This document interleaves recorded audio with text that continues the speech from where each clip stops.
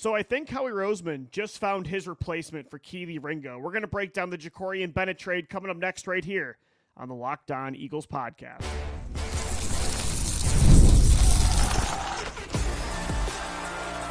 You are Locked On Eagles, your daily Philadelphia Eagles podcast.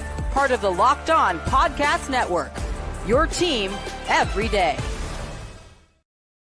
We thank you so much for making Locked On Eagles your first listen each and every day. Welcome in, Eagles fans, to this Tuesday edition of the show. I'm your host, Louis DiBiase. Trader Howie Roseman strikes again. As he always does, it feels like at the end of the summer, Howie makes a move in August that really impacts the depth chart, whether it's on offense, getting LeGarrette Blount in 2017, whether it's on defense, getting Ronald Darby in 2017, getting James Bradberry in 2022, getting CJ Gardner-Johnson in 2022.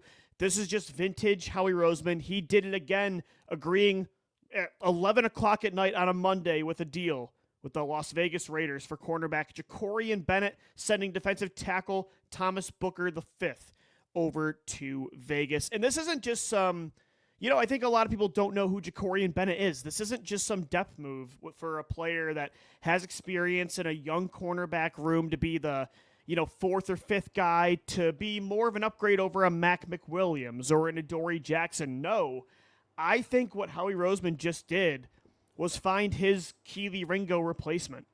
I think he did exactly what I suggested on the podcast the other day, which was, if Kelee Ringo cannot beat out Adoree Jackson, no, I do not think they should start Adoree Jackson all year. I do not think Adoree Jackson is good enough to be a starting outside cornerback for a Super Bowl favorite.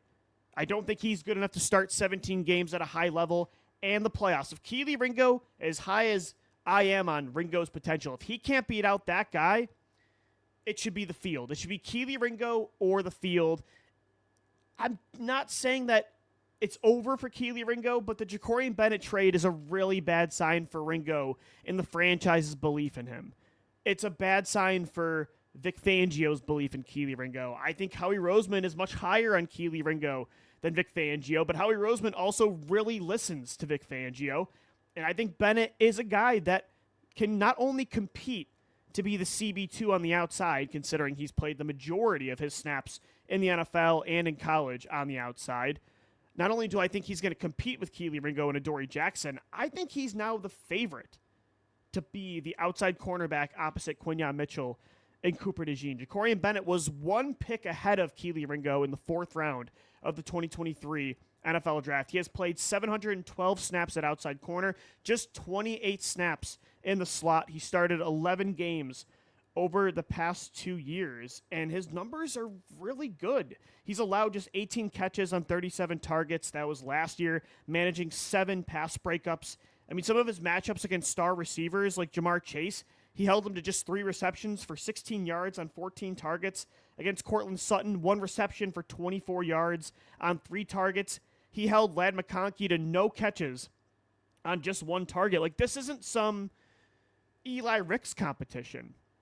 Jakorian Bennett is a bad sign for Kelee Ringo and for Adoree Jackson. Listen to his stats among NFL corners with at least 450 snaps. He's allowed 18 receptions, 3rd in the NFL. This was last year. 37 targets, tied for 10th. 176 yards allowed total, 2nd in the league. 0 touchdowns allowed, 9 pass breakups, a 62.4 QBR.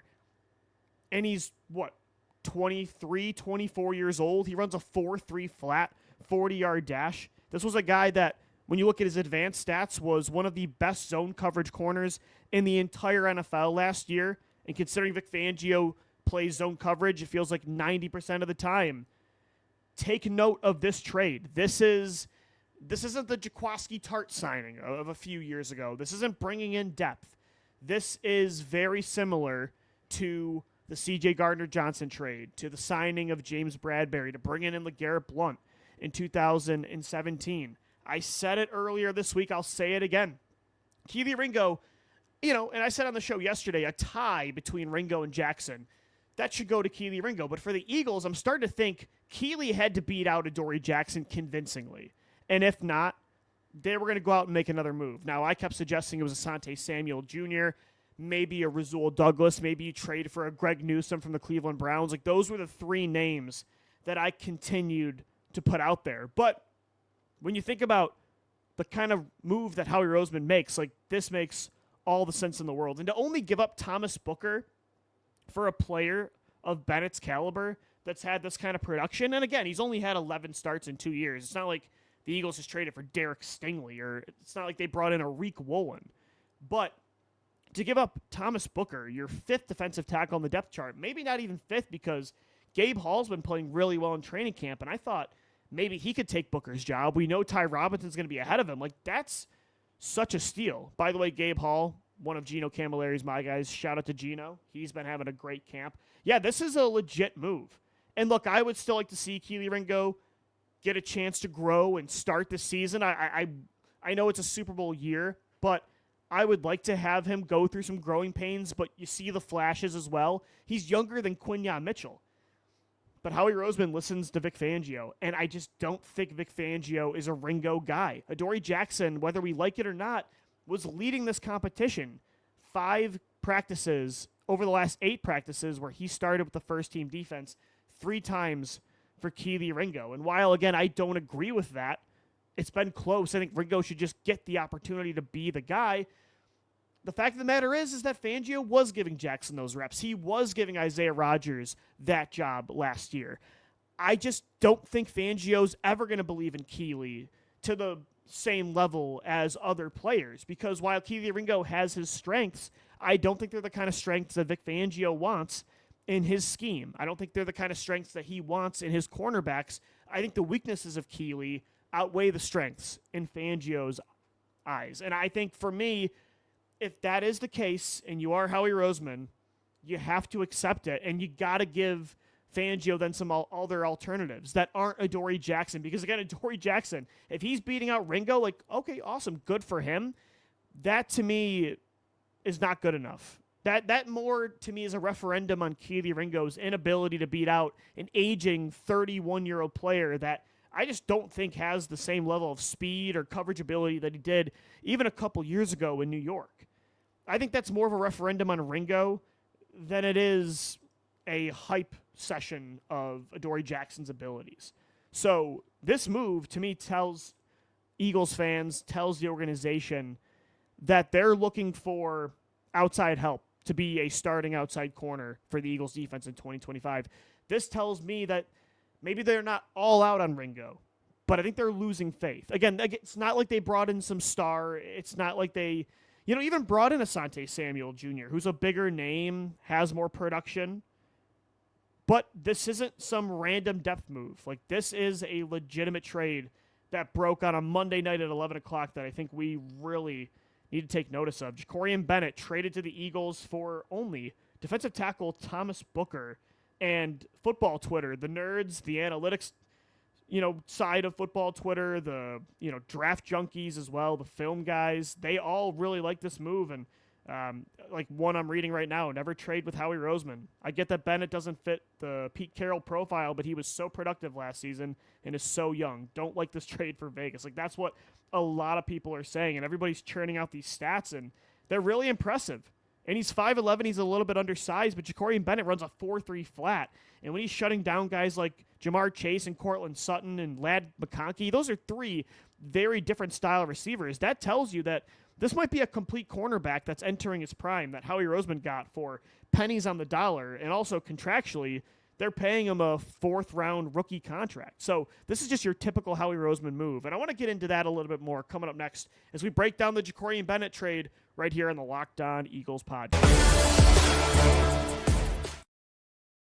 Today's episode of the Locked On Eagles podcast is brought to you by Yahoo Fantasy. It's the best time of the year. NFL kickoff is almost here, and that means fantasy football season is back and in full swing.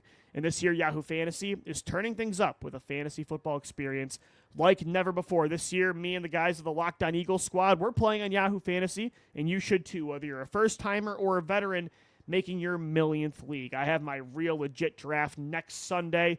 13 teams, 2 keepers, a lot of features that we need in our fantasy league. And to celebrate 28 years of fantasy football greatness, Yahoo Fantasy is actually dropping 28 big new features over 28 days throughout August. to kick it off, they just dropped Yahoo Fantasy Guillotine Leagues. I love Guillotine. It's a killer new way to play fantasy football on Yahoo, where the lowest scoring team, they get eliminated each week. It's so much fun until there's only one team left standing. With the season around the corner, now's the time to get your league together and give this new mode a try. If you're more into the classics, you can stay in the head-to-head leagues, private, or join a public league as well. Stay tuned for more killer announcements and start playing Yahoo Fantasy Football now at yahoofantasy.com/LockedOnNFL.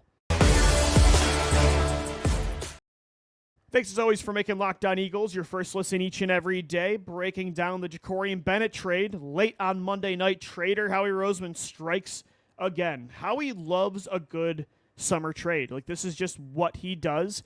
This is why I always say don't panic after free agency. Don't panic after the draft. Don't panic after June or early on in training camp if you don't like what you're seeing from a certain player or depth of a certain position, because Howie has continued to make big-time moves up until, the C.J. Gardner-Johnson trade in 2022 was literally the week before the season started, right before they went to Detroit to take on the Lions in the season opener. And so he's always looking, and that's why he's the best general manager in the NFL, is because of trades like this. And again, when I first saw the move, I'm like, okay, it's a guy that has 11 starts. He's young. Like, this is somebody he probably liked in the draft, and it's good experience in a young, inexperienced cornerback room. But the more you look into Jakorian Bennett, the more you watch his tape and his highlights, the more you see the stats against guys like Jamar Chase and Cortland Sutton, the more you see the elite zone production and just the overall production in his 11 starts over the last 2 years, you start to say to yourself, and also just like read in between the tea leaves, when you look at the situation with Adoree Jackson and Kelee Ringo, it's obvious that this move is substantial. This move is of the mindset that Jakorian Bennett's coming in to, I think, again, not only be competition at CB2 with Ringo, with Adoree Jackson, because it's still a competition. I'm not going to call it and say it's Bennett's job, but I will say he is the favorite now to be CB2. The compensation makes it seem like it's kind of this, low-end depth trade, switch for a switch. You kind of flopping fifth stringers on your depth chart. I don't think that's the case. I think, again, Vic Fangio sees Kelee Ringo as a limited player in his defense. He sees Adoree Jackson as an aging, limited player. And I don't think he was satisfied. I think he might have preferred to have Darius Slay come back or Isaiah Rodgers, and Howie Roseman didn't bring him back. And I think Howie learned that, maybe this Ringo-Fangio marriage wasn't supposed to be long-term, that while he invested in Ringo a lot, he traded up a future third-round pick to go up and get him in the fourth round of the 2023 NFL Draft. But that year, Vic Fangio wasn't the defensive coordinator. Fangio hasn't invested in Ringo the same way that Howie did. Fangio gave the job last year to Isaiah Rodgers. He was the next man up every time Darius Slay went down. It was not Kelee. So I think this is a big win for Vic. I just think Ringo is a really good press man coverage corner that needs to be in a Todd Bowles, Al Harris, Dallas Cowboys, Tampa Bay Buccaneers kind of aggressive scheme that's very man-heavy. And that's just why I think, they're going to be way more matchup-based this year on defense. I think they will play more man coverage to maximize Quinyon Mitchell and Cooper DeJean's strengths as, matchup nightmares for opposing offenses. He's always going to be a zone-heavy defensive coordinator. They're always going to play more zone than man, and I don't think that's ever going to be Ringo's strength. Like, I think he can improve, but I don't know if it'll ever be enough to get the trust of Vic long-term. And so then you look at Jakorian Bennett's production, and statistically the last year and a half, he's been one of, if not the best zone coverage corners in the league. Again, from a numbers perspective, it's a smaller sample size than other starters, but last year he gave up yards per reception. It was top 5 in the NFL in zone coverage. So I think that's a big time move. And look, these are, although it feels like a Fangio motivated decision by Howie, these are the Howie Roseman kinds of trades that we should expect. And it's also why I never really go all in on trades that involve stars. Like, outside of the A.J. Brown trade, you see Myles Garrett's on the trade block, and T.J. Watt and Trey Hendrickson and Micah Parsons and Terry McLaurin. And Howie's so aggressive, and he's made moves like this before, i.e. A.J. Brown, that you always say, he could do it. Let's talk about it, because the Eagles are always looking to make moves and to improve the roster. But these are the kinds of trades that Howie Roseman makes 95% of the time. It really shows what he looks for. He likes to get in on a guy before they break out. He likes to be proactive. That's how he operates with trades. That's how he operates with contracts. That's how he operates with draft picks. Heck, even coaching hires. Jeffrey Lurie and Howie, they like to get in on a guy before he's a hot commodity to the entire NFL. They like to see the potential and say, let's get in a year early. Let's pay Devontae Smith a year early before, or let's get Landon Dickerson's contract tied up now before he's demanding top 3 money in a year or two. Whereas Jerry Jones and the Dallas Cowboys do the complete opposite. He likes to trade for players like Bennett that might be on the verge of a breakout. Let's get in on the breakout a year before it happens rather than being a year too late, and then you're the one paying him that massive next contract. Let's get in on that now and take advantage of the cheap 4th-round rookie contract that he's on. This is a guy that runs a 4.3 flat and might fit Fangio's defense a whole lot better than the other 2 corners battling for this outside job. So while, again, I think it's the player himself is very Fangio motivated, I think the situation at corner, this is a move that I think Fangio probably wanted. But the kind of trade, the kind of player, and the timeline of the life cycle of his career, like this is the move that Howie makes. Again, he likes to buy low on guys that, he loved in the draft. Guys that are talented. But again, they haven't broke out yet. Maybe they just didn't fit another team's scheme or culture. But he comes into Philadelphia and they'll make it work. It happens all the time. Mekhi Becton. It worked last year for Becton. It worked for Isaiah Rodgers. It worked for Zach Bond, of course. He was an all-pro linebacker in his first year as an inside linebacker. So for me, this is not surprising at all. And again, he didn't give up anything. That's the other thing that Howie likes about these kinds of moves. The Josh Uche signing, Azeez Ojulari, bringing in Zach Bond, bringing in even the ones that don't work, like last year, Devin White. He doesn't have to spend a lot. He doesn't have to trade a lot for these kinds of players. They're low-risk, high-reward moves. All he really gave up here, and again, I like Thomas Booker. No offense to Thomas Booker, but he was going to be maybe your 5th defensive tackle again on the depth chart. You know your top 4. It's Jalen Carter, it's Moro Ujoma, it's Jordan Davis, and it's Ty Robinson. Those are your 4 guys in the rotation. Thomas Booker at best was going to be that 5th guy. And again, Gabe Hall has been turning heads. They traded for Byron Young, the former 3rd-round pick of the Raiders. They traded for Young last year. He's still on the roster. So the fact that all you gave up was your 5th reserve defensive tackle for potentially your CB2, at least from the outside, obviously Cooper DeJean is CB2, but your 2nd outside corner, that's a steal. And in August, to do that right now, again, the depth chart really is just never set until week 1 begins. This is just vintage Howie Roseman. And again, for me, from my perspective, what I prefer, what I believe, Ringo is my kind of corner. Lengthy, tall, great downhill speed. I think he's really good in, off-man coverage, press man at the line. But that, again, is a kind of player that, like Rasul Douglas, I loved Rasul too, didn't fit Jim Schwartz's defense. Even though Howie Roseman, I think, believed in him a little more than Jim Schwartz did, didn't fit the coaching staff's what they wanted. He didn't fit the coaching staff's vision. I think I'm kind of going through the same thing here with Ringo that I did with Rasul Douglas. I think he's just a good player in the wrong scheme. Fangio, I think, wants a different kind of player. I think he wants more speed and, it's more of a technique thing. It's more of a zone strength corner rather than a man strength corner. I like the talent over the scheme, but it's hard not to go with Fangio's vision after what he did last year. Again, he took the youngest defense in football and made them the number 1 ranked unit in the league, and they completely dominated a dynasty in the Super Bowl. They destroyed the best quarterback in the world in Patrick Mahomes. They made him look like nothing. So it's hard to, even if Howie disagrees with his vision of Ringo, his evaluation of Kelee and Adoree Jackson, I understand why. And again, I like to mold my scheme around talent. It is hard to push back against Fangio's vision. If that's the case, maybe I'm jumping the gun. Maybe Kelee still starts this year, and maybe Bennett's more of a just a reserve backup, a really high-end CB3 or 4 or 5. He's more of an upgrade to Adoree Jackson. Maybe they cut Adoree now. Maybe he plays. This is just an upgrade over Eli Ricks. Adoree Jackson is 5'11". He's faster. Maybe he does play in the slot. I'll get into that coming up next right here on Locked On Eagles, but I don't think that's the case. I think he's the favorite now to be the starting outside corner opposite my guy, Quinyon Mitchell. All right, guys, coming up next right here on Locked On Eagles, we'll wrap up this Tuesday edition of the show. I want to get into that, though.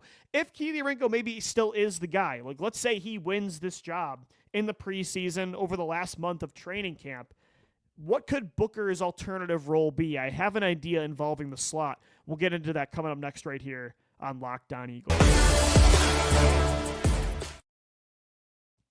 Today's episode of the Locked On Eagles podcast is brought to you by Monarch Money. Ever wish managing your money felt easier? Well, with Monarch Money, it can. Whether you're growing your savings or planning a big purchase, Monarch puts you in the driver's seat. It's like having your own personal CFO, giving you full visibility and control over your finances. Monarch Money is more than a budgeting app. It's a complete financial command center. You can track all your accounts, investments, and spending in just one place. So in addition to managing your money, which I got to do, I'm a big spender with food delivery service, with online shopping, so I got to manage my money through Monarch Money. But you can also build your wealth. Take control of your finances with Monarch Money. Use our code in all capital letters, LOCKEDONNFL at monarchmoney.com. You're going to get 50% off your first year. That's monarchmoney.com, code LOCKEDONNFL for half off your first year.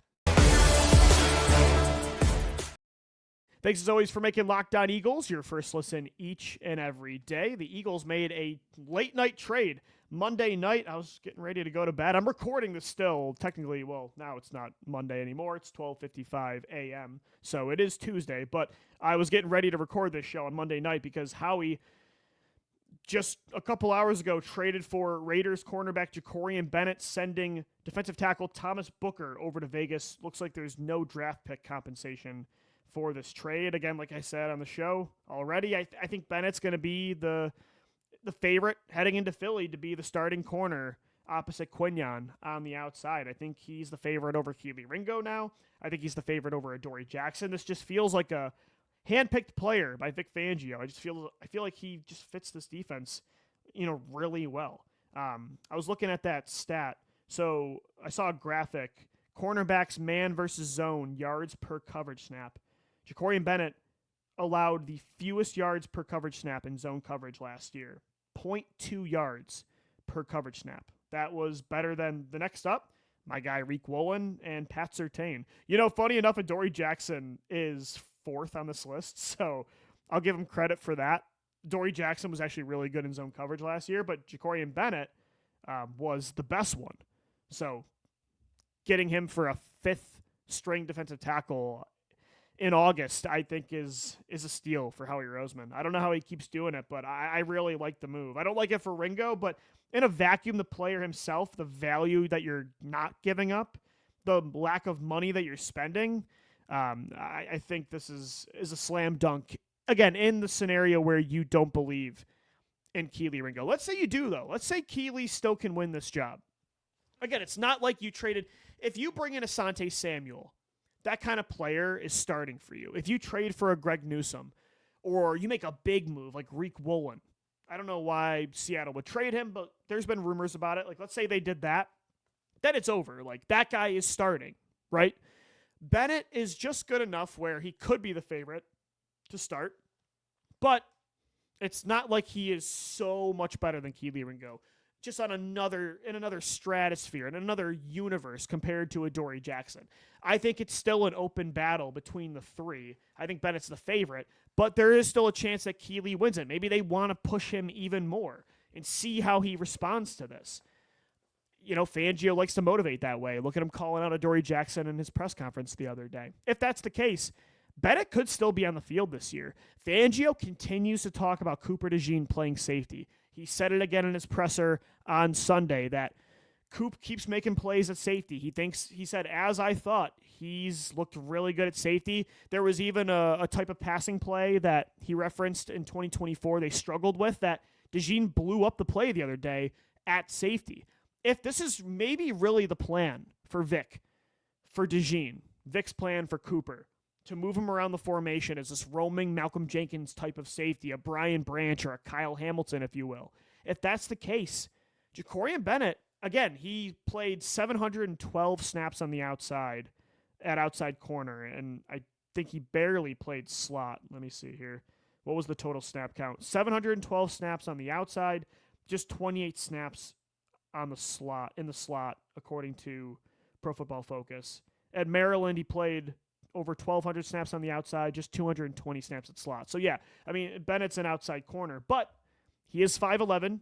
He ran a 4.3 flat 40-yard dash coming into the NFL draft in 2023. It's a smaller, technique-based, speed-based corner.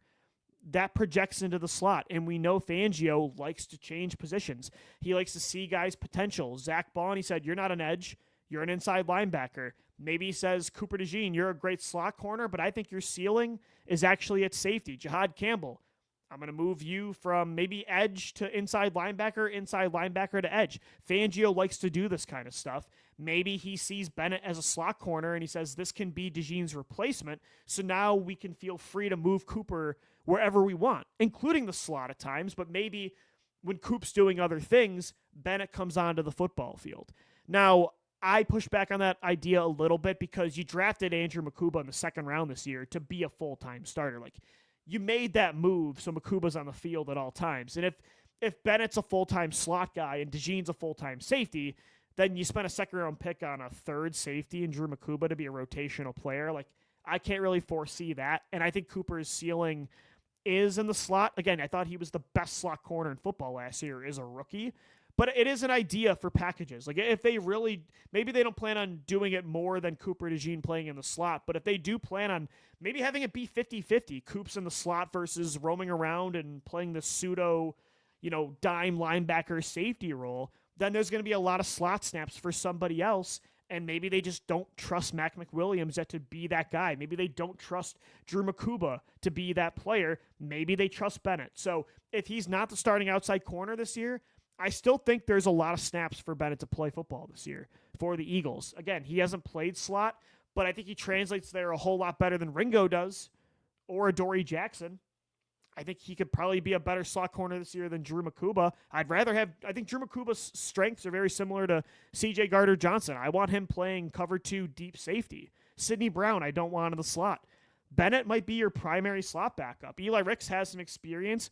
Mac McWilliams is having a good camp, but I think that could be a move. So we'll see what happens. But no matter what, in a vacuum, if you don't believe in Kelee Ringo, this is a really good trade. Even if you do believe in Kelee Ringo, giving up just Thomas Booker for a player of Bennett's caliber for competition, again, it's not like Kelee Ringo. It's not like Adoree Jackson or prime Darius Slay. It's not like you're pushing Quinyon Mitchell.